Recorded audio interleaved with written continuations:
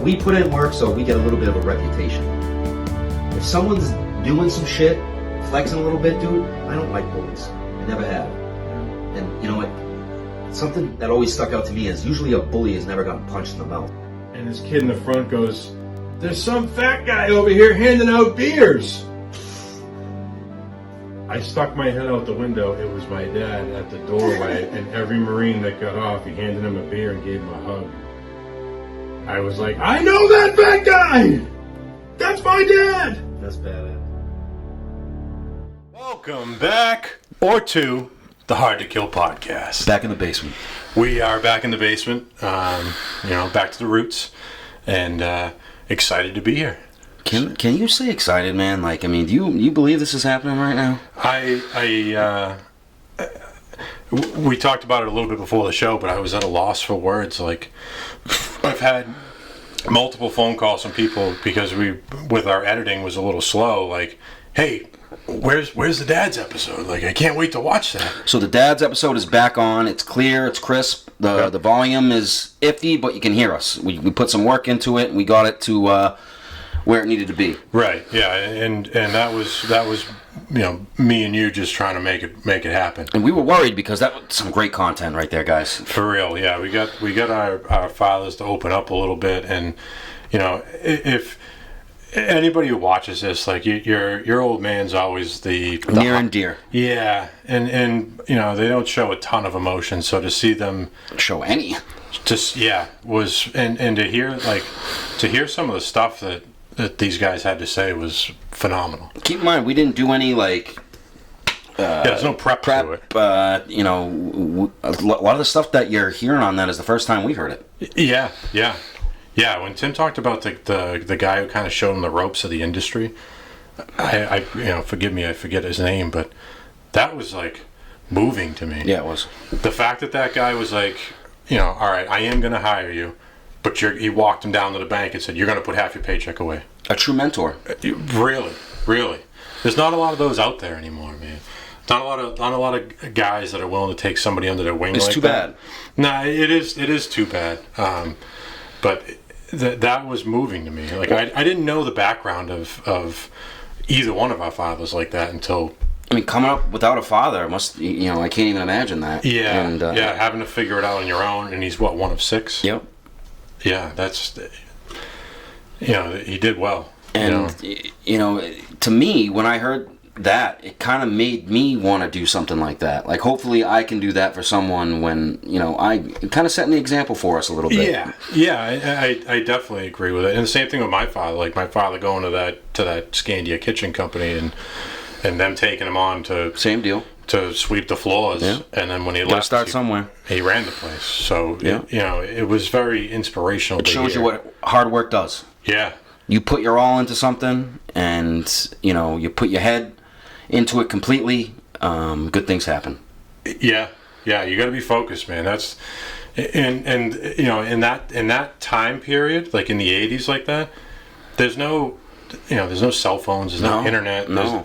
It's a different world. These dudes are just looking to make some money to get by. And we were kind of talking about that too, like what it was like, without cell phones and completely different world. Yeah. The way that the basic operation of life to live without it, like you had to have a plan. You had to stick by your plan. Yeah, there was no Google. Yeah. So if the guy said on Friday, I need you at this site in Boston, 4:30 in the morning on Monday. There's no like, hey, can you send me the address? It's on you to figure that out. And don't be late. Like, that's a different breed of men that I hate to say we don't see as much anymore, but it's true. I mean, those guys, the operation that they had at a young age, and the ability to absorb the knowledge like that, to know like, all right, I need to learn this to get to the next step. And this to get to the next step, that's huge, dude. Really is. A little recap from last episode. We had a nice little Sunday feast. We did. We did a typical New England style, as you guys know. Sunday dinner. We live in Massachusetts, so we only get 4 to 5 months of good weather up here. So when you can get the crew together and have a nice dinner on the deck, it means a lot. We're really starting to make that a staple for us. We hear you guys. We're trying to stay steady on scheduling, and we're really making Thursday our record day, and we're trying to get everything off for Sunday. Yeah, the goal is to record Thursday, drop Sunday. That gives Dickie a couple of minutes to put it all together. We'll call him back. Okay. But yeah, the record Thursday, drop it Sunday. That's the future plan. Now that we've got a couple of these under our belt, we've got some equipment we've upgraded, and we have a dedicated editor. So yeah, it's making a difference. It's a huge difference, dude. And it's funny because he said to me that because he listens to the other ones, and he goes, he said he was laughing. He said, you said. Last time you used a computer accurately, you were playing Oregon Trail. Oregon Trail. Real ones know. He's like, most people don't even know what that is. That was the first of the first. Yeah, the originals, dude. So we got a jam-packed episode for you today. We do. We got some phone calls we're gonna make. We got some. Tell us in the comments. Is the phone call something you guys like to hear? It's opinions from other people. Yeah. It's not just us. Right. And it's, not just military. We're trying to give you civilian. We're trying to give you military. Right. Right. So I got a buddy of mine, Kyle Palmstrom, who I did some time in Okinawa with, and I was with, and 3rd CEB with. Great kid, lives in the state, just had a child, so that's a big congrats. thing. Yeah. We're going to give him a call. See if he wants to chop it up. Can we do Travis first? He's on a time schedule. So is this dude. Go for it. Here we go.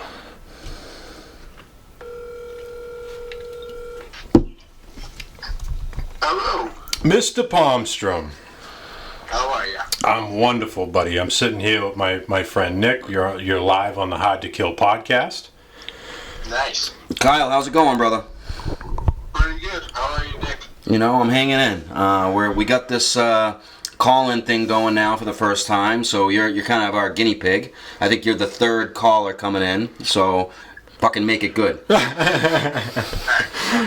So I gave Nick a little background of how I know you. I know you were in Schwab back in the day, in Okinawa, and then you came to 3rd CEB, and I remembered you from Okinawa from something.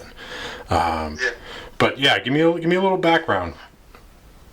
So when I went through boot camp, I went open contract, and I was like, Ballsy. Yeah. Ballsy going open contract. You could have been a fucking cook, dude. yeah. Well, I signed the contract that was like round option. I was like, yeah, I'm gonna be a tank. My recruiter's so honest. Yeah, yeah, like all of them. Yeah, he absolutely wasn't. Shocker. Yeah. So left at boot camp, they're like, this is your job. You're going to MCT. This is what it is. They're like, yeah, 1345. And I was like, oh, the hell does that mean? No idea. They're like, you're a heavy equipment operator. And I'm like, that's not cool. that's not what I was looking for. It's like, I thought I'd be driving a tank around by now, but I'm... Alright, well, yes. Yeah. So, I go to Okinawa. I sit there, and they're like, you're going to Combat Assault Battalion. I'm like, okay, that's my level. That's what you were looking for. Yeah. And that's one of the kind unit in the Marine Corps at the time. It was completely unique. It was cool as hell. Up on Schwab? Yeah. Yeah. Up on and I'm sitting there, and the only other units on the base are 3rd Recon, 4th Marines, and I'm like, what's going on there? Like, who am I a part of? Right. Find out it's Combat Assault Battalion, which is stood down now. But Yeah. they had a very high deployment rate. Right. So I get there. One of my first duties as a PFC is funeral duty for Johnny Kennethek, Doc Layton, who all came from Combat Assault Battalion. Funeral duty in Okinawa? Yeah. Yeah. You never, that guy, might know his name, Dakota Meyer. Oh, yeah. Oh yeah, that name rings bells. Yeah, yeah. That day he was there, those guys were with us, and the unit was doing ETTs, What's ETT? embedded training teams. Okay. Oh, so kind of like a PMT team? Yep, exactly. Okay. Just different name. Gotcha. Got it. And I'm sitting there as a PFC, fresh out of boot camp, like, I'm going to Okinawa, it's cool as hell. Let me just cut you off real quick. Let me explain that real quick for these people.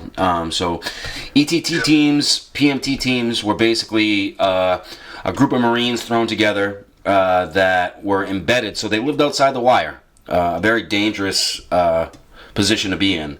But they were embedded with these guys, and they were, training them how to. I mean, at the time we were talking about pulling out of Afghan. So we were trying to train up Afghan army, Afghan police, and anyone that we could over there to fight the Taliban if we weren't there. Perfect. Yeah. Go ahead, buddy. I was sitting there and I'm like, well, I'm PFC, like, what the fuck did I just get myself into? This battalion's called Combat Assault Battalion. I'm like, that sounds pretty cool. And then I find out their rotations are nuts, and I'm like, oh shit. I may get picked for an EET or EMT, whatever it was. Yeah. But at the same time, we were doing platoon rotations before the, what are those guys called? The infantry guys.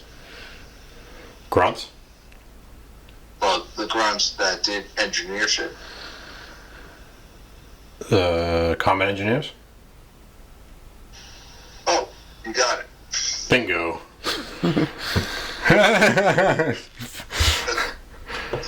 I led you into that conversation. Yeah. Well, that's how we know each other. Essentially, is through the engineered attachments. Yeah. So who did you pump out with, bro? Went out with 3-3. Okay. So were you down in K-Bay? Yep. Nice. I was with 2-3 actually. Oh, nice. Yeah. What's K-Bay? County Noe Bay in the Hawaii. Oh, okay. So where were you at in Afghan, my friend? Nawa province. Oh, no shit. So did you go through Delaram at all? Probably. Yeah. Now, were you mostly mounted? Yeah. We were always vehicle mounted, or I was at least. Now, what were you rolling around in, MRAPs or MAP-Vs? Map V's. Nice, I love those things. Yeah. Badass trucks. So take us through a normal day in Afghanistan for you guys. Well, for me, it was, I rolled out in heavy equipment. It was either a front end loader or a bulldozer. And then we had a convoy around us. And being an engineer, we'd sit there and go at like 2-3 miles an hour to make sure the heavy equipment kept up. Oh, I was just gonna say, dude, I can't imagine driving in a convoy with a fucking bulldozer. that's in a it. long day, people. That's crawling like a fucking snail, dude.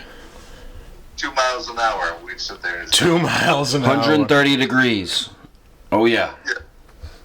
And I had an old school bulldozer. I didn't have the new one because apparently we didn't rate that. I had no AC, nothing. So We call that the weight loss program. So what were you guys doing? Going to patrol base to patrol base and building it up, or what were you doing? Yeah. So what we had done is we put combat engineers at every infantry base or patrol base rather in the AO. Yep. There'd be like 1 or 2 of them to do sweeping, road clearance and shit. Yep. And we would go and support them as the main unit. So if they said, hey, this base isn't safe because there's not enough HESCO, we'd go and be like, all right, we'll bring HESCO, we'll load it up on a truck. HESCO barriers are what we use to build up our patrol bases. It's basically these big barriers full of sand. Sand, yeah.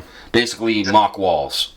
Yeah. The sandbag that you fill with a front loader rather than a person. Right, yeah, that's a good way to put Nice. it. I kind of want to put HESCO around my house, but So something me and Mike were talking about before we started podding was how often were you dealing with burn pits over there, Kyle? every day. Yeah, so apparently they're arguing right now whether to, put that in as a disability thing within the VA. What do you think about that? So I'll put it this way: my job, once a week at a minimum, was to take a bulldozer into a burn pit and push it. Enough said. Just make it big, so Yeah. it actually older. So like burn pit 360 and all them, I am 100% on board because Same here. I made the joke with the other heavy equipment operator I was with, and I was like, "This is gonna kill us someday." And I'm like, if I have a tumor at 30, So basically, if you were over there with us, register right now for that petition. Yeah. If you need, someone to point you in the right direction for that, DM me. I can point you in the right direction. We're trying to get as many people that were over there that were involved in burn pits to sign this petition. So honestly, we can start getting rated for it and get some money for it because we're all affected by it. Yeah. I think it's something that needs to be brought to light, and yeah. So since you've been out, I know you've dealt with some incarcerated veterans. What's that like, bro? It's a clusterfuck. So what exactly do you do for them? All right, so right now I work for an organization. We have so many grants that we are all inclusive. We can do housing, employment, you name it. Yeah. To do it. And I've fought my ass off after I got out to make this nonprofit be able to do it. Yeah. So, incarcerated veterans, I've heard so many stories. You can ask me one of them, and I'll be like, Yeah. So what is it that your job is, Kyle? I'm a program director for an HVRP, which is Homeless Veterans Reintegration Program. I'm a program director for a incarcerated veterans transition program. Okay. And we now have state money for pretty much a catch-all. So if we can't do housing, employment, or anything, if you have a weird need, we could probably pay for it. Like right now in the pipeline, we got an 87-year-old veteran, and we're going to buy a pretty much a new furnace and a hot water system for him. Oh wow. Oh, that's huge, dude.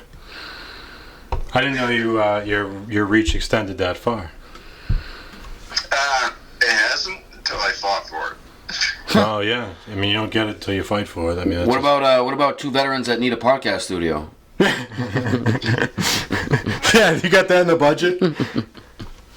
Bottle of whiskey, and we'll call it a day. I like it. So you just had your first son. Congratulations. Yep. Congrats. Yeah. That's a big thing. So what's it?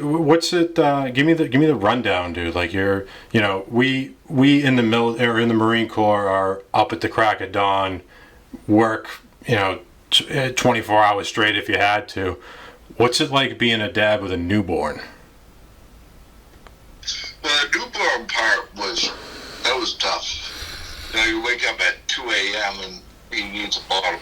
Like, oh, got it. Yeah. Now it's honestly not that bad. He sleeps through the night. Like, I make a joke that all these dads come up to me and they're like, "Oh, you know how it is," and I'm like, "No, I don't." Honestly, this kid's He sleeps through the night. 7 a.m. he wakes up, and I'm like, all right, perfect. Wish he woke up a little earlier so I could leave to work on time.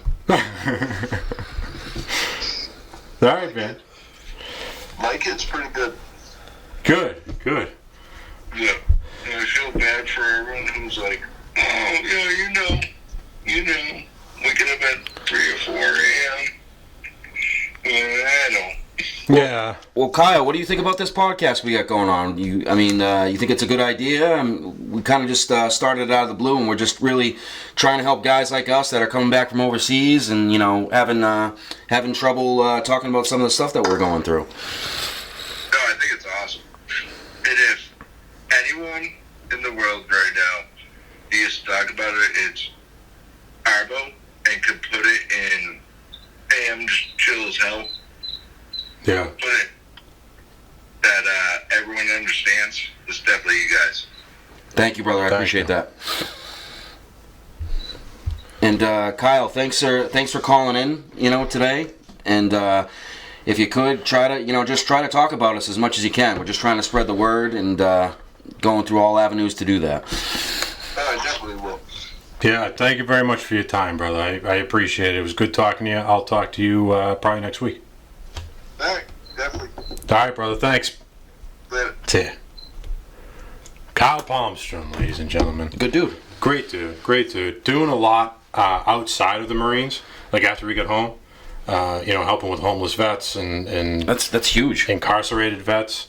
Like That's too bad, man. I've heard Kyle's a very modest guy. He doesn't like to air a lot of shit, but he's told me some stories about these guys that are incarcerated vets, and a lot of it's mental illness that got him there, and it's tough to deal with. I mean, that's what we keep preaching, man. Yeah. We clearly have this shit, and we don't talk about it. And when you're starting to deal with it, you don't know about it. It's confusing. You don't know what your body's going through. So, I mean, what's the only thing you turn to? Usually a bottle or a bottle of pills. I mean, whatever is accessible to you somehow to calm down what's going in your head. And then you get into situations like, who knows? Right, and then next thing you know, you're locked up, and how the fuck did you get here? Fuck.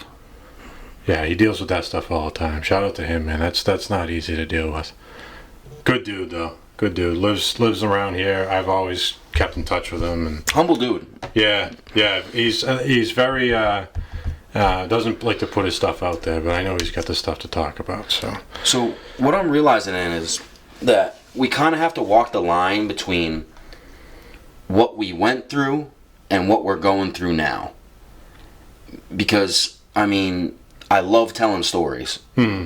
Honestly, telling stories about what we went through in some odd way helps me now. Yeah. I don't know if it's like we never talked about it, because seriously, we didn't. We just went through it, and it was just like, all right. Yeah, on to the next one. Reload. Yeah, no, I feel the same way, dude. I think that, and I've said this before, like that when you're in the mindset, or when you're in the moment of a traumatic event, your brain is trying to function to your next step. It's not saying, ooh, I should feel sad about this. You know what I mean? It's like, no, you should stay alive. Slap another mag. That's all that matters. Right. So to deal with that now, here we are 10 years later. It's a different beast. And I wish that I could have started this back then, just so I had some of these things fresh in my mind. Yeah, me too. Like some of the things that we went through, because sadly, you lose a lot of it. Specific details and memory fades. It does. It's too bad, but we're here now. Yeah, and we're gonna try to make the best out of it. Right. So I actually had yesterday. I had a bunch of VA appointments, and they opened a new VA office in Worcester. Really? Did you know that? No. Right next to UMass Memorial Hospital. That's where you've been going? No, that's where I went for the first one yesterday. How was it? It was beautiful. Really? The facility's brand new. Oh, I'll have to check it out. The building just opened in February. No shit. And they do like almost everything. No kidding. So I had an appointment there, and then I had another one in Providence. So I had to go from Worcester to Providence. And in Providence, I had to go to the MRI machine. Oh, fuck. You ever been in that thing? Oh, yeah. Once or twice. Dude, I looked like somebody trying to fit a fucking sausage in a pencil sharpener. Like, it was a tight squeeze in there. But they put you on this, like, conveyor belt thing and bring you in the fucking hole and then take pictures of you for a half hour. Claustrophobia is, like, a real thing in there. 2 years ago, I went through the fire academy. Yeah, I remember. Yeah. And I never realized that I had claustrophobia issues. Bad. Yeah. Like, and I don't know what it stems from, but I assume it has something to do with being in tight vehicles that have been taking fire or been blown up, and you can't, you know, the feeling of not being able to get out of a dangerous element is terrifying. Yeah, where you're just holding on for your next opportunity to make a move. Yeah, in the academy, they make you, like, it's like a big cage, kind of, that you have to simulate crawling through ducts or crawling through tight areas. And, bro, I had a freak out. And you keep in mind, you're in full gear. Yeah. Mask, oxygen tank, and you have to get through this, literally, 2x2 area, it seems like. And I've 2 years ago, that was probably the first time I had a physical anxiety attack. Bad. Being stuck in there? Being stuck, trying to crawl through, and it was like my world was closing in on me, dude. You lose all motor capability, and what you really need to tell your body to do is calm down, but good luck.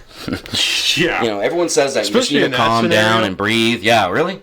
You're in that little ass hole with fucking flames going around you, and you're breathing oxygen through a tank. Yeah, calm down and breathe. Yeah, okay. I should have thought of that. Right, yeah, why didn't I think of that? Yeah. That's scary, man. I do remember when you were going through that. Yeah. Did you have to do anything with ladders? Oh, yeah.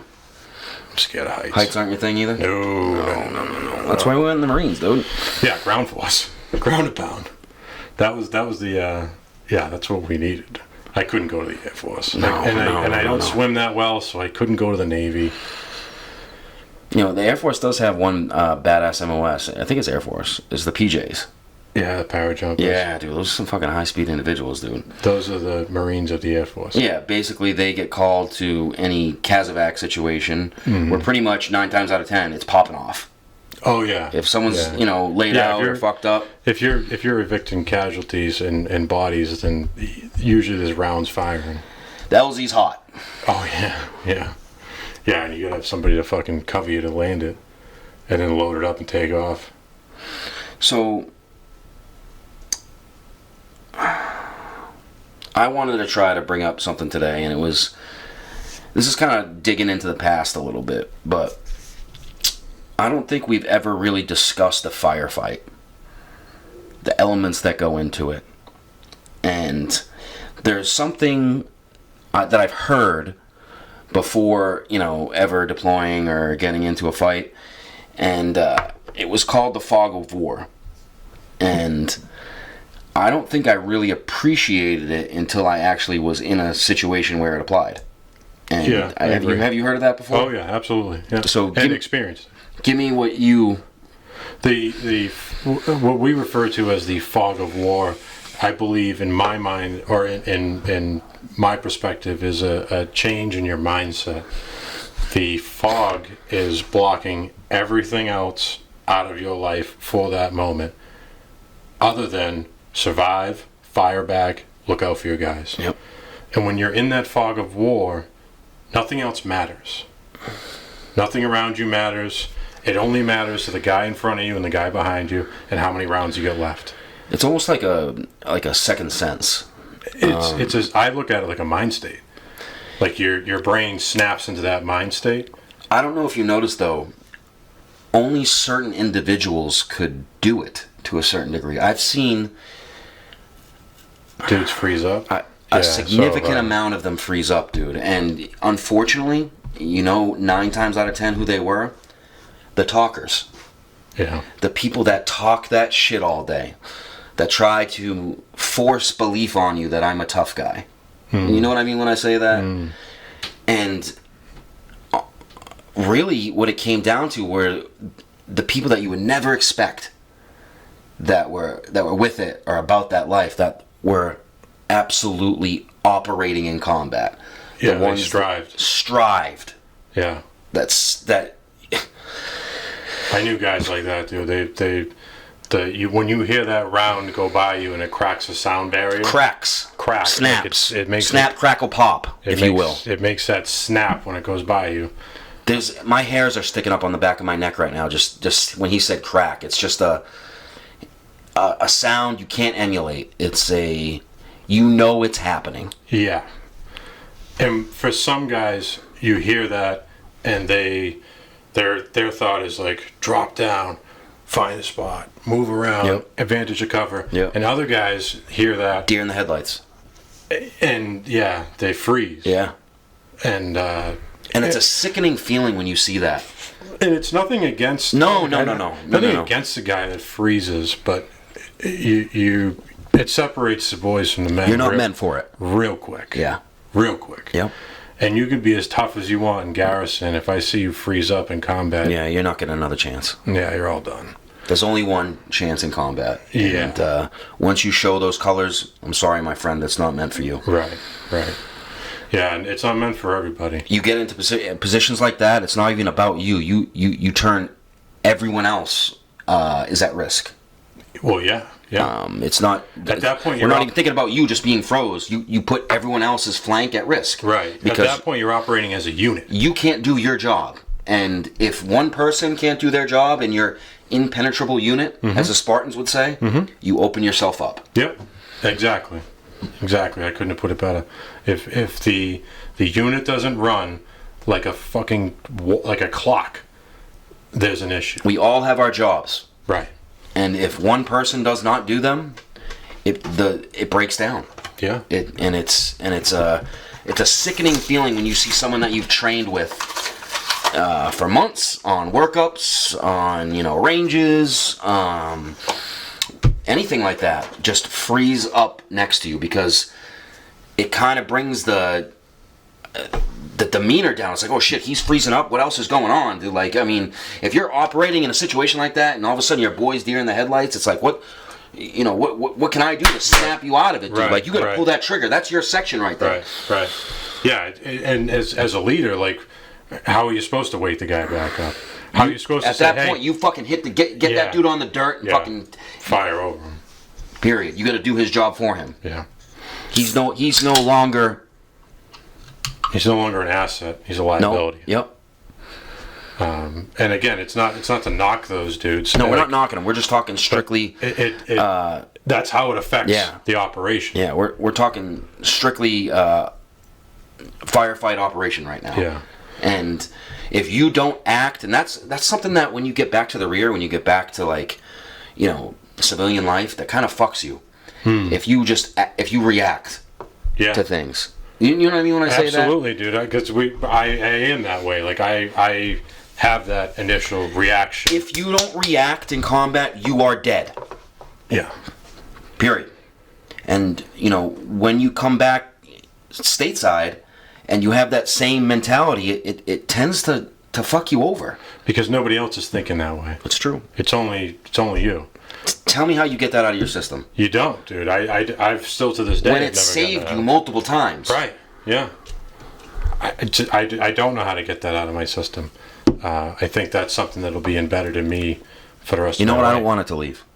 I don't either, man. I think it keeps you on your toes. The fact that they call it hyper vigilant. The fact that we're like always aware of what's going on. Exits, knowing But people are in the someone room. who's hyper vigilant, he ain't getting smoked. No, He ain't getting fucked with. he's not. He knows what's going on. He's tuned in. Yeah.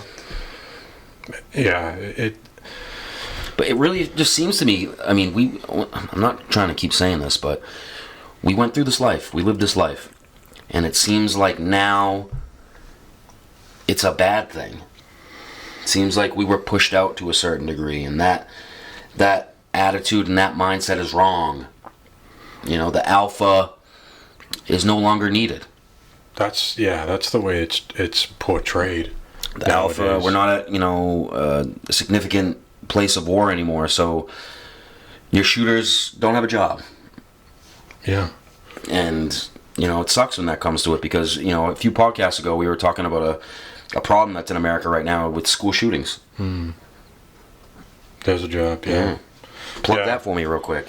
Yeah, that's well, the fact that vets come out and they can't find a job, and I've seen it. Like, I've seen guys that operated at the highest capability when they were in, and they were damn fucking good at their job. And it was a beautiful thing. It worked like clockwork. These dudes knew their operation, they knew the steps to it, and they knew how to execute. And then they get out, and they have to start over. Controlled violence is a beautiful thing in situations when you need it. Yeah, when you're controlling the operation. Yeah, absolutely. So we got not to interrupt this amazing conversation, but we have a quick call, and it is our good friend, Travis Smith. Mr. Smith, ATL chill. ATL chill. There he is. Travis. ATL chill. ATL chill in the house. The man of Atlanta. How we doing?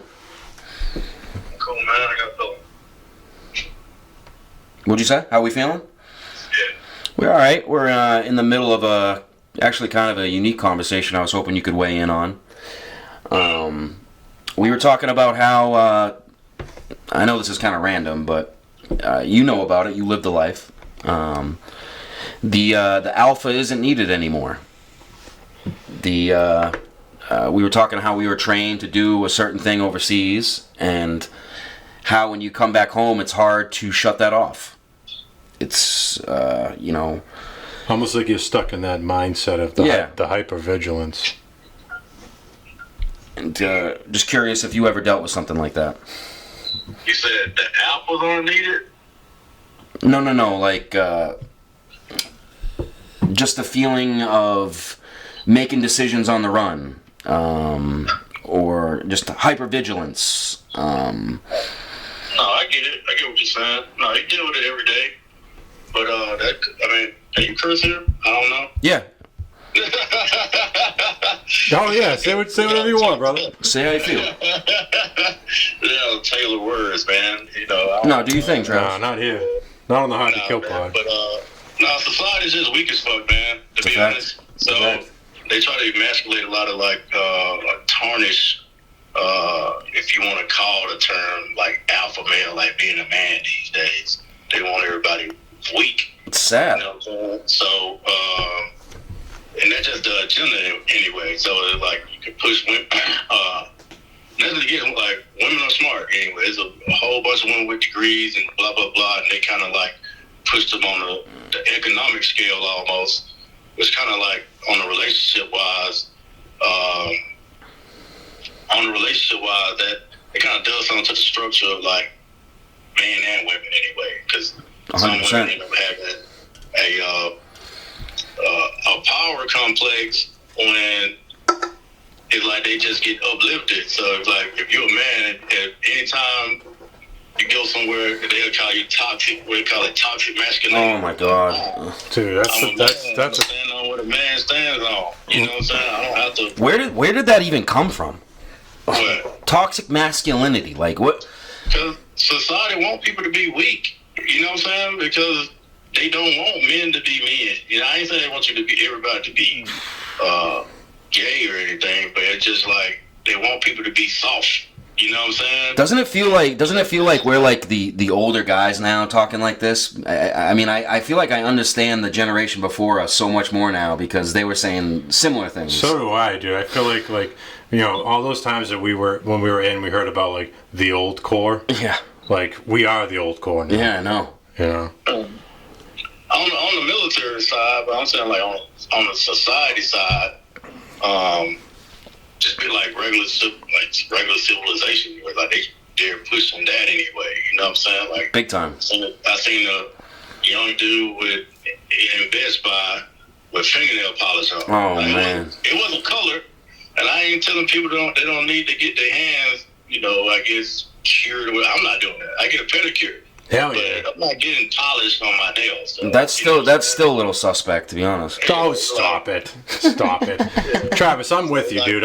My dogs are barking at the end of the week. I need somebody to shave them fuckers down. I mean, that's cool with the polish stuff. Like, bro. No, I don't do the polish, homie. I don't do the polish. You know, on the medical standpoint, like, all right, you know, you should get your cuticles and stuff clipped, so you know you won't get infected. Like, I get all that part, but bro, you got clear polish, like, nah. So get this, Travis. So my youngest brother Jared, he just graduated college, Boston University business degree, and I guess his send off from the college where they all got together and gave out the diplomas. They had a couple of people speak, obviously. And for 45 minutes, a male that was transitioning to be a female got up and spoke and pushed that to everybody. How that needs to be accepted more, and how, you know, straight men don't agree with it, and that makes them, you know, evil to a certain degree because they're being prejudiced. But still, like, at a college graduation, You're at Boston University. like, that's what you're choosing to talk about to kids that are graduating? What? Exactly. What? It's not even. That's a narrative they create in their own head, anyways. You know, 1,000%. It's not even they'll push they need to be accepted, but like everybody already accepts you. You just don't push your shit on nobody else. Yep. Exactly. That's the issue most people have anyway. It's like, you know, do your thing. Like, if you want to be gay, Be do your gay, thing. yeah. Nobody cares about you being gay. Nobody cares about you transitioning. Like, nobody cares. Like, nobody's bothered by you doing you. The issue being, like, you wanting other people to feel like that. Like you do. And we don't. Yeah, you can't force that, though. It's not something you can force. Yeah, so it's like, nah, we don't have to, like, agree with, like, we're okay. Like, I'm black. Anyway, like, just so y'all don't, like people accept me, but I'm black. I cannot be black, right? You know? Yeah, like, seriously. So it's like, all right. So, we're like, we'll push, like, me on you. Like, it's just, I'm born like this, too. Like, they're not born like that. But Let's reiterate that. nobody cares about pushing nothing on nobody. So that's my thing. That is just our opinions, guys. That's But I mean, it's a weird time to be in, for sure. And I'm not saying that's weird, but there's a lot of things like that happening right now that where is it gonna stop? I don't say what. It's like hyper. I don't know the correct word to use. It's like hyper televised now. You know what I'm saying? Yeah, I wonder why. I wonder who owns the news station. Hyper broadcasted almost. Yeah, because you get to see it like on your phone, on social media all day. You get to see it in movies. You get to see it in XYZ versus, if you want to call it, 10, 20 years ago, it wasn't necessary. Yeah, but Travis, why isn't? Did you see the most recent shooting at the mall where the kid actually took care of it? I didn't see it. I think I heard about it. Like somebody was shooting. Exactly. You don't hear about it at all. It's not on the news at all. But Yeah. you know what I'm saying? It was another one. I think it was in like Charleston, West Virginia, a few months ago, and it was right after it was literally right after the Texas school shooting anyway. And what happened was it was a guy. He was apparently like sitting outside his car with an AR shooting at a house with 40 people in it that was just graduating. So it had to be like May. And a woman, they didn't disclose who the woman was, but a woman, I guess, walking down the street or something, shot him right there. Really? You know, but yeah, it didn't get televised much. It only got like, Killed him? Killed him?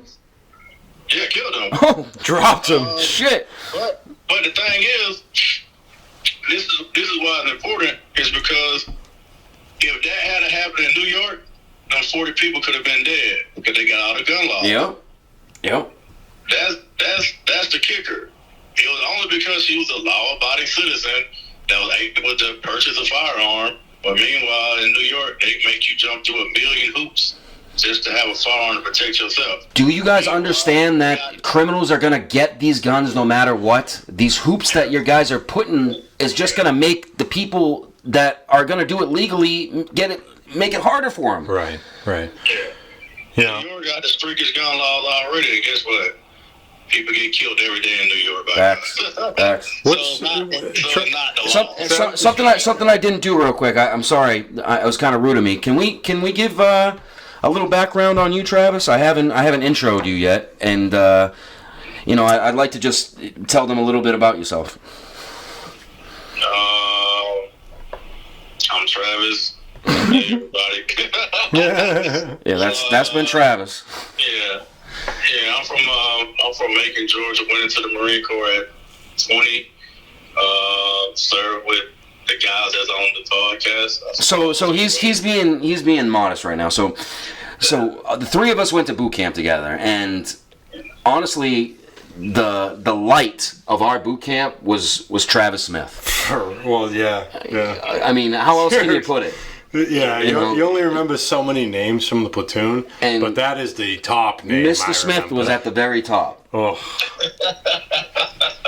He was a frequent flyer on the push-up deck. No, the thing with Travis is he thinks he's slick, and he understood like the background of boot camp right away. He knew it was like a show. Yeah. It was a dog and pony show, and he understood what the drill instructors were trying to do. So he basically just got on their team. He would get us fucked up on purpose. Yeah. He would laugh with them. People would. I wish phones were a thing back then, and we kind of got some of that recorded somehow, just to show people what it was like. But that's impossible. But we had some good times, didn't we, Travis? Yeah, much appreciated. Much appreciated. Yeah. All the name that rung out, Yeah. Dude, do you remember? Where I come from, man, like you just already knew, like I did, but I also showed. I like boot camp. I enjoy boot camp. It's fun. No, we had a good time, man. But everybody, you end up realizing like everybody's from somewhere else, right? So some people been literally spoon fed their whole life. Absolutely. So it's like, somebody talking to them hard, they bucks, man. It's like, bro, it's just words. Like my mama cussed me out my whole life. Like, what are you? My mama cussed me out my whole life. A dude who I know, like, I'm going to be gone in 13 weeks. Like, that was my mindset. That's all you need to focus on. What happens in between there? So I'm gonna just enjoy myself. Like, all right, well, I'm getting strong by doing push-ups. All right, I ain't doing. It might. Just like I'm an asshole. So it's like, if I know something hurts somebody else, then I'll do that shit too. Facts. It's like, go get that left boot right now. Like, go get that left boot. I'm gonna just see what happens. I don't feel wrong. And then it's like they knew that, so then they used to let other people like take the blame for it. But it's just it was entertaining. You know what I'm saying? Like, it didn't bother me at all. Of course. Yo. But at the end of the day, it did show me like everybody. Give you a perspective on how people grew up or whatever. So you meet different people from different places, and then you connect with them. Like, okay, well, shit. I see why you feel the way you feel, or not. Like, I never met a black person. Like, I thought shit was like the movies, or whatever. Like, shit was like the movies. Everybody, all white dudes are not racist. They just may have not been exposed to black people. Yeah. Like, you just don't know. So, to me, it was cool. It was an experience. I wouldn't change it. You gotta cut him off. Bro, you remember Burns? Yeah. Yo, you remember the time that Burns, he put his Gore-Tex on under his camis? Under his camis, yeah. And he was like, you think they'll notice? And we're all like, nah, no way. The dude looked like the Michelin Man. Yeah. with the shit all fucking under his camis. Capone caught that right away. But the fact that he looked at us and was like, yo, you think they'll notice this? And we're all like, nah, you good. I think you're good, man. Yo, so we just talked to Chambers 20 minutes ago. And I don't know what you think, man. We're gonna be heading down there August 8th or 9th. Think you'd be able to rendezvous with us? Yeah, I could probably make a shake. I think, I don't know what's in the calendar right now, but either way, you can make a shake, though. It's only like Hour or 3 two? hours away. Yeah. No, it's like 3 hours. Savannah or Buford, Yeah. it's like 3 hours away. All right. Oh, dude, that'd be sick if you Like made you a said, say. 8, 9. Yep. Yeah. In the meantime, I'm always trying to get some money. So in the meantime, I think somebody in Savannah had contacted me about a few days ago. Could you tell us a little bit about what you do? I run a crowd therapy company. Mainly we do targeted crowd therapy. So we're able to actually, unlike the chamber, able to actually pinpoint, most areas of pain and inflammation versus the chamber. But we also sell and distribute the units and train on them, which is why that person called me in Savannah. Okay. And how long you been doing that? But I'll make a trip out of anything, though. Oh, I know. All right, I'm gonna find 3 or 4 people to go to while I'm around that area anyway. Right. Once you get it done, like you're gonna want it, or just gonna love the service anyway, regardless. So. Have you seen this? I've been watching them. Yeah, I follow Travis on Instagram, and I've watched some of the videos. Like people are like, "Oh, my pain level's 7," and then when he's done, they're like 0. So everyone watching this, if you could follow Travis, or look at his product. It's definitely revolutionary, and it's helping a lot of people. On Instagram, it's ATL Chill, correct? ATL Chill _ ATL Chill _. And if you have any, just lagging injuries, the knees, the elbows, the stuff that's hurt you for a Shoulders. while, and you haven't really wanted to go to the doctor for it, Travis is doing quite well fixing these problems, and it's targeted cryotherapy. It's new, and it's catching on. And he's And doing it's well with helpful, it. dude. These people are hitting him back up for more, so it's clearly working. Yeah. What since you've started? I mean, how many people have came to you and just been at awe about it, bro? I mean, it's new. It's something that we haven't expected to work, but it's clearly working. I probably got about 10,000 bodies up under me. Holy shit! I didn't think it was that big of an operation, bro. Everybody, you know what I'm saying? Like that's just enough, So it's like not trying to over. When I first started, I was you always was learning curve anyway. So I feel like I was oversaturating the page anyway. And now it's kind of like it's decently clean. It's not a lot of posts. It's probably like 60 on there. But it's a situation for everything. So it's you got your celebrities and entertainers on there. You got a few regular people. You got college basketball team. You got NFL pros. So it paints a. I feel like anyway, it paints a picture of like this is for everybody, not just. Some people just only think, I guess only celebrities can afford an entertainment. Yeah, okay. Or whatever. And nah, most of the people that I see is the regular everyday people. Like I just left family, which I'm headed back to right now because I went to another house and forgot the suitcase. No. Amazing. I forgot the suitcase. I got in the car and I'm like, you gotta be kidding me. So you gotta drive all the way back? So, gotta drive all the way back. I'm about to pull up there in like 5 minutes, and then go back 25 minutes the other way again. But life happens. Yeah. That's part of the hustle. Gotta get to a bag. I hear you. Yeah. Nah, I was just not gonna complain. And then I told them they was there. The couple that I was just at, they was there. But anyway, at the end of the day, like I just treated a family pretty much, a daughter, son. Well, sorry, the daughter, the son, and the dad and the mom. Anyway, so. All of them loved the service. The son had autism, and he fell about a week or so ago, and it messed up his ankle. So I ended up treating his ankle, and then and all the sessions only take like a minute and a half, most cases. So minute and a then I half. That's quick. treating his neck, his spine anyway. So the nerves can slide and fire better. And when I got done, he was smiling. He don't talk. Anyway, but they was smiling ear to ear, and they was like, No kidding. you could tell he loved it. You know what I'm saying? So he was an adult. He wasn't a kid. He was like, I don't know, maybe 20 something. It looked like. That's got to be a good feeling for you, just seeing that you're actually helping people. Oh yeah, it's dope. It's dope, but That's like cool, life man. to take you places, man. I ain't expect to be doing this per se, but it's like every day you change.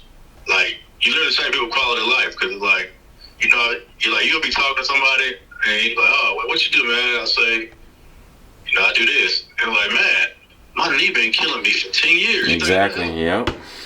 Absolutely. And from there, there's a lot of people walking around in pain and not, they just not complaining about it. Yeah, of course. That's so true, dude. You know what I'm saying? That's so true.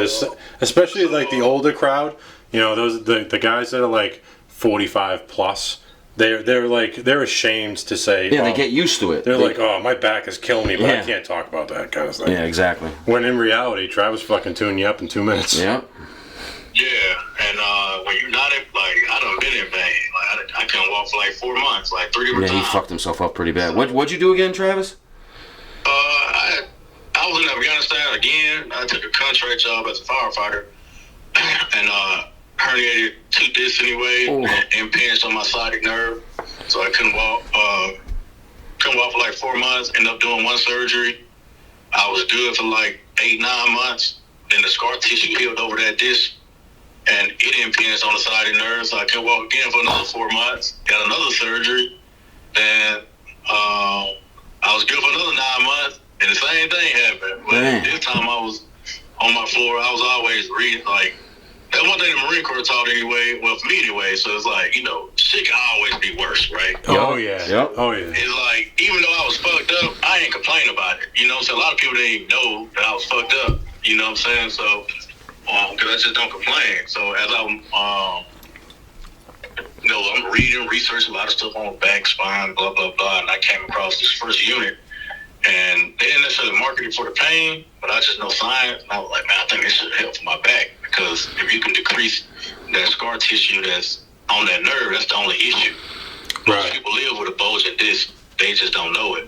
But when it impinges on the nerve, that's when the issue presents itself anyway. So I ended up going to get a place in Louisiana had one. So I ended up having to go down there, and I told the girl what to do, because it was just in a regular cryo spa. She didn't have no medical knowledge. She don't know anything about this or anything. So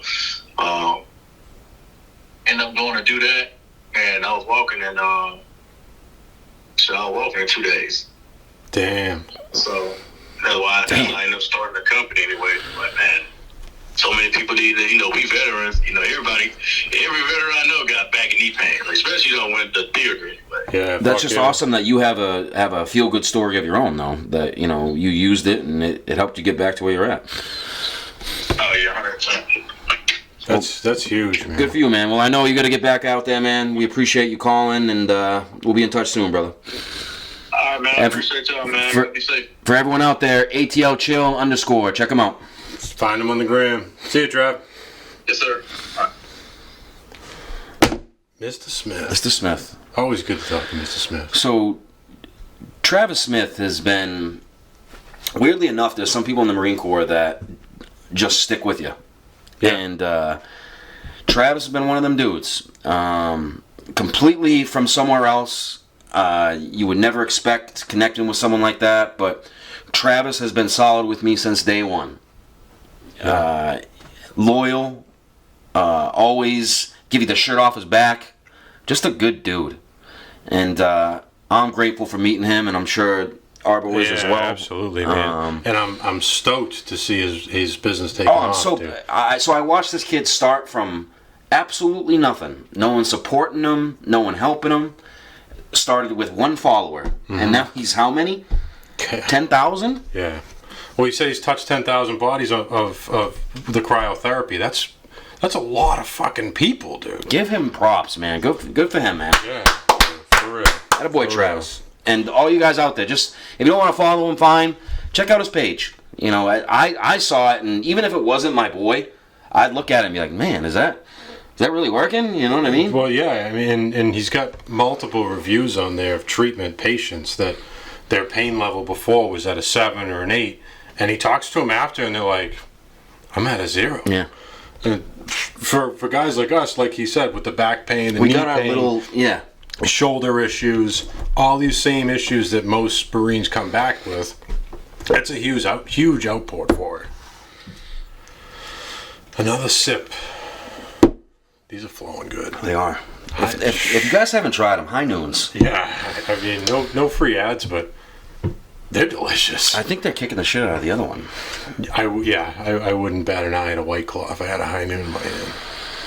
So, this is going to be a tough one, to say the least. And please keep in mind now, I'm not bashing anybody. I'm not trying to say that I'm better or I've been through more traumatic shit or my trauma's more intense or worse than anyone else's, but there needs to be some, I don't know if it's classification or monitor or something when it comes to saying I have PTSD. I don't know if you feel what I'm saying or if you've been around something like this, but for example, last night I was at a bar and I was actually doing a podcast with Sean. And Sean on the street? Sean out in the street, in the cut, out in Beverly. And a young lady came out and she had no idea what we were, talking about or what we were doing. And I overheard her saying her dog had just died and her PTSD was ramping up and she needed something for it. Listen, I understand it's traumatic losing a pet. But PTSD is something that really affects us guys. It's not for the cameras, even though we're here filming a podcast. We're doing this podcast just to try to help us because there hasn't been really enough people talking about it. And we really feel like if people talk about it, at some point, we're going to figure out how to better treat or deal with it. Yeah, absolutely. We're not here for the clout. No. And we said in the beginning, like, I don't do this to make money. Like, I'm not interested in that. We actually go to the VA. Yeah. We are... Weekly. If not multiple times a we week. talk to people. This is a lifestyle, and not in a cool way. No, but it's the lifestyle that we're going to live for the next however many years. And it's scary. It's scary because we actually finally have accepted it's something we're going to have to live with. And that's never a cool thing. That's never a... Trying to get yourself back to like, that's a thing that my therapist says to me a lot, that I say, is that I want to be normal. And I want to wake up and I want to feel normal. I don't want to have these emotions or feelings that I do have. And she tries to put it to me like, Mike, they're not going anywhere. Your best bet is just to deal with them. But to what you were saying, like, that there's different levels of PTSD. Not saying one's more important than the other, but to broad spect it in that direction. How'd that make you feel? It hurt me, dude, and I'm not trying to sound like a coward or I don't even know what I'm trying to sound like, but let me be more specific. When I say hurt, it takes away a little. Please keep in mind where we're coming from. We've had friends die. We've had friends kill themselves. Yeah. Where PTSD has altered our personality. The thing that's kind of hit me the most is when my dad said that I'm not the same. My dad knows me the best, and I used to be an extrovert, dude. You knew me. Yeah. I used to go out. I used to have fun, man. I don't leave my apartment. I don't know what exactly that's from or what exactly it is, but PTSD is real, man, and it's not just from your dog dying. And when you I think of that as belittling it. Right. It doesn't just affect you when you go out with your friends at the bar. It's not a cool thing. It's not a bragging point. It's not a fad. I feel like that's exactly what it is, because it's new. People are like using it as a fad with everything. Everything that's negative, oh, it's PTSD. I have PTSD from it. This ain't funny, guys. It's not a joke, and I need you to know it's real. And not only that, I do these PTSD groups. Yeah. Which is tough. Too. Yeah. I sit in front of groups just telling our stories, and I hear these people talking about PTSD, and they've never been in combat. And don't get me wrong, there's people that haven't been in combat that I know have PTSD. But I'm talking haven't been in any situation that I believe, and that's tough to say that I believe, but I feel like I can somewhat gauge what PTSD is warranted for, and I feel like it's just significant trauma. Yeah. I feel like it's significant trauma that is significant enough to change you. Yeah. Well, there's a saying that people say that the worst thing that's happened in your life is the worst thing that's happened in your life. So the worst thing that's happened in our lives is completely different than the worst thing that's happened in some other lady at the bar's life. If losing her dog is the worst thing that's happened in her life, she doesn't know anything else. Like, she's never seen any other kind of significant trauma. So for us, it doesn't equate. But to her, she has no idea what we've gone through. Like, she doesn't know that kind of experience. And don't get me wrong, this whole process has opened my eyes completely, because we've had a lot of civilians come to us and be like, hey, listen, I deal with PTSD. Dude, like 75% of them are civilians. I've been around murders. I've had family members be kidnapped, murdered, shot, stabbed. That's PTSD, guys. Yeah. And something else that happened recently that triggered it. I'm not going to drop names, because I'm not that type of person. But the situation was someone I know, female, her husband was in the military, and he was coming home and making her feel like he was just going through it, and his life was terrible, and PTSD was really affecting him. And you know what his PTSD was from? He thought that his convoy had hit someone. Thought. Never happened. Does that... What? That's like people getting Purple Hearts for getting in car accidents, dude. Like do you hear where I'm coming from? Yeah. Some people use it as like a flex. Like, they think they're tough because they have that. Oh my God. And then you have guys like us that, like, if I didn't know you from a hole in the wall, I would never admit to you that I have any kind of issues. Yeah, I would never tell you that I went overseas. I would never tell you that I was in the military, because that's stuff that I don't open up to random people about. When you're opening up to random people about that kind of stuff, most people can read right through you. Big time.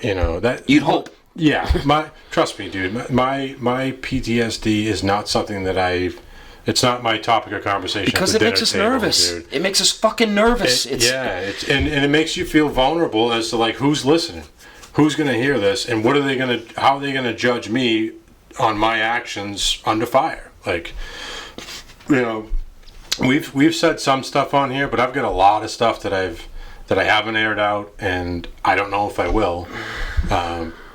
I hope to someday, but like you said, dude, there's different levels of stuff, and it's not a bragging point. Like, it's not a cool thing. Also, keep in mind, you see us on this podcast, and we're happy.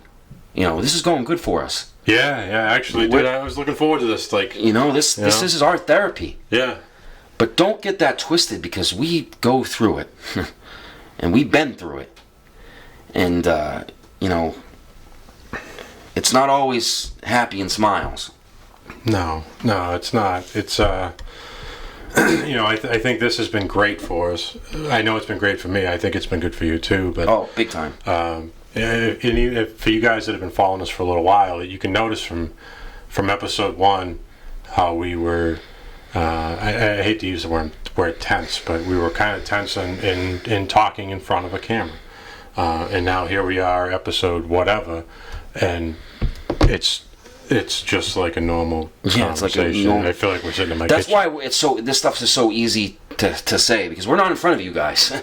Right? You guys will see this, but right now it's just this is just me and Mike talking. me and Nick sitting in my basement. Yeah, that's why it's easy. Yeah, and it's definitely been helpful. That's why it's so humbling when you guys give us words of encouragement, and the comments are our lifeblood. Like, for you guys to see what we're talking about and give us positive reinforcement, that means the world. Just to know that, like, we're not the only people that bury stuff like huge. that. That's like, huge. I've read more emails from actually family members of military guys that are like, oh, my dad is just like you, or my brother is, or my aunt or whoever is just like that. Like, these family members know that they went there, and they don't talk about anything. So that was our biggest concern. We thought we were going to put our shit out there and no one was going to. Yeah, but I have a lot of family members that reach out like, I wish my husband or my whatever would talk like that. And our goal is to have whoever that person is. You can sit in this chair, dude. Oh, yeah. You're welcome at my house. We want that. We'll put you in the lab. If it's therapeutic for me, it's therapeutic for you. It can be therapeutic for many other people. That's the goal, guys. That's what we're here for. Yeah, and that's huge. Like we said in the beginning, dude. This isn't. I don't make a living off of this. Like I do this. I do this because it. Not yet. No, well, yeah, maybe someday. But I do this because I know it helps me. I know it helps my brother, and I know it helps other people out there. And I'm happy to do it. I looked forward to this all day today at work. I was like, oh man, Nick's coming over at 6:30. Gonna lay out the equipment, get the camera set. This shit's awesome. I'm so happy we can do this, dude. Shit off my chest. Seriously, thank you so much, guys. Yeah, you guys you're helping us. This stuff, as we said, has been bottled up for who fucking knows how long. Right. And we're finally getting to the point where we can talk about it, and it's a good feeling, man. Just getting the lid off the bottle at this point, yeah, dude. It's true. And we're gonna show you some guys that are in the same situation. We're gonna show you some guys that did the damn thing. The shit that we're talking about right now did it, if not to the nth degree, more than us. Right. And you're gonna hear their stories. And they've never talked about it. Yeah, that's never been put out. It's funny, dude. We probably talked to 2 or 3 guys out there before we started shooting, and all 3 of them were like, even on the phone, they were kind of hesitant. They're like, "Oh, wait, what are you doing?" So you're gonna record this? Oh, so what's gonna happen? And you try to explain to them, like, dude, there's no judgment here. You kind of got to tiptoe around it a little bit. You gotta let them know that you're putting them out there so you guys see what we see. Right. These are men that we hold to the highest standard. That not only did what we did, but got us back. And then loaded up the next platoon and went again. Think about that. Yeah, I have the utmost respect for those dudes. So we've got a little road trip planned. We do. Little road trip. This is probably this is the biggest, most significant thing we've done as a podcast. Yeah, by far. Yeah. We're loading up the Explorer. We're bringing the camera, and we're going to see 3 individuals that we consider, tip of the spear. Yeah, 3 dudes that even us from our walks of life, like these are individuals that we hold to a different level. These are guys that instilled certain things in us, whether it was in garrison or combat, that we hold still to this day. These are leaders. Yeah. And brothers. Absolutely. And I'm excited right now just thinking of the content that you guys are gonna hear, because we're 2 men. We have stories for days. Don't get me wrong, but we want you to hear that other people validate what we're saying, that other people have been where we've been and have seen what we've seen. And we want you to see it from their lens. And I am excited. Yeah, I am too. We're gonna head down the East Coast. We got 3 stops. We're stopping in Jersey first Yeah, for Captain Donnerstag. yeah. Then Philly. Philly for Sean Winton. And then the, cherry on top is going to be Garrett Garin. I'm getting used to his first name because, that's not something that... I refuse to say it. Yeah. Staff Sergeant has been burned into our brain, even though I believe he got out as a Mass Sergeant or a Gunny. Probably, yeah. But Chambers. The Marine's Marine. This, and we talked to him on the phone earlier, and it was... I hadn't spoken to him since he was screaming in my face in Paris Island. Fucking 10 years ago. This man is... something that you've never seen. Something that most of America's never seen a person like this. He's never been in tabloids. He's never... Most of the time when you see his face, it's the last thing you see. And he is an absolute killer. He has that stare. And he trained us. It's funny, when we talked to him on the phone today, we asked him a little bit about his demons when he had come home. That was badass right there. Dude, the first thing he says, he goes, I had demons when I came home. For sure I did. But I put that shit aside because I had Marines to train. And he put it in us. Yeah. So the way we talk on this podcast and get our demons out and, we feel better, he trained Marines. He trained us. And that's how he, got his demons out of combat. Keep in mind, this man was in the first invasion. Yeah, Fallujah. He stomped around. I believe he had 6 to 7 deployments. Back to back to back. Rotate home, rotate back. Rotate home, rotate back. No chance for your brain to try and No. It's collaborate far what's gone. going on. Far gone. And then, the dude did 20 plus years, and then you get out, and you've got 20 years of shit to unpack. So, needless to say, it's going to be a good trip. Road trip will be good. Yeah. We're gonna speak with some dudes. We're gonna shoot some good content. Hopefully, vlog the whole trip. Get you guys some good content. Yeah. The camera will be going. Yeah. I think you guys will really get a kick out of, one, us on the road, and two, speaking to some real dudes. Yeah. And getting different perspectives. And Absolutely. we've got every walk of life from staff non-commissioned officers to officers to regular fucking enlisted guys. Yeah. Yep. All in one swoop. Up and down the tree. It's going to be good. I didn't even think of that. Yeah. Oh, I did. That's actually a perfect. That was the first thing I officer, staff, and then wow. Well, because it's 3 different elements of leadership. That worked out perfectly, huh? 3 different types of leadership. 3 right different there. elements. Yeah. The officer standpoint, the staff NCO standpoint, and then I the never thought of enlisted that. guy. That's perfect. Yeah. One dude's making the orders, one guy's making sure they're executed, and the other one's doing it. Getting it done. Yeah. And there's always 3 different outlooks that go down when it comes to that. And word gets passed down, and it gets chopped up, and then it gets streamlined. Yeah. So it gets done the most efficiently, the quickest, and the best. Yep. That's the key to good leadership, is when the order comes down, you don't have to question it. The guy's looking out for everybody here, so you make it happen. Yep.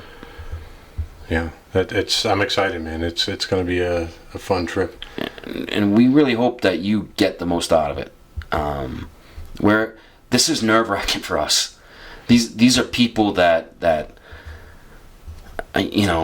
high caliber individuals. Right. They're not just your, push around Marine. No. And here we are as guys that are also high caliber individuals that had never spoken about stuff, but we started talking to each other and we put it out here. Now these guys, keep in mind, they've never spoken about anything None of it. to anybody unless you were there. And we've, obviously we've were had blessed those to being there, conversations, yeah. but I think that there's a huge benefit to get that shit out there. Yeah. Not only for the listeners, but for those guys themselves. Yes. Just to get that For the guys that are actually doing it. to sit in a room for an hour and get some shit off your chest. It's night and day changing when you get out. When you step Big out time. of that room, Big time. it's huge, and I'm excited to extend that reach of I hate to call it help, but that reach of expression to other guys out It's there. hard to even articulate this stuff, to even like talk about it, so Right. they can like really get the gravity of it. Yeah. You know. Yeah, there's a process to it, but that we've got the plan set, and We're gonna execute. yeah, we're gonna bring you some good content coming up with these guys. I hope you guys liked the dad episode. Yeah. We dropped part 1. Yep. And we're gonna have Part a two's part coming. 2 in a week or so. Yeah, I think next Friday. Yep. And then it'll take a couple days to edit it, and it'll be out there. But yeah, the stuff's coming, man. I mean, what we've done in 6 or 7 episodes. Think about from episode 1 to like 7 is night and day. One, we've learned how to use the equipment. We're starting to clip things. Yeah, we've learned how to do a little bit of that stuff. A little bit of a technology upgrade in our brains is key. But the technology is everything, but the content only comes from natural experience. And nobody else has the connection to that stuff other than guys like us. Absolutely. So looking forward to getting those guys on. Looking forward to having them air it out. I want to thank everybody who commented in the last video. I love the emails coming through. I read them. I send them to him. We both read them. We're going to try to air out and talk about some of your comments more on live and get more of the calling involved too. So please hit us up in the DMs, and if you want to call in, let us know. Yeah, hit us the Instagram, the email. I mean, give us some feedback. We get tough skin. I'm ready to hear it. Yeah, please. But the more the merrier, dude. And I think we're onto something here, dude. I think we are too. So I want to thank you guys for tuning in. We got another episode. Another of the books. episode. Hard to kill. Hard to kill. Keep rolling, and we'll see you on the next one.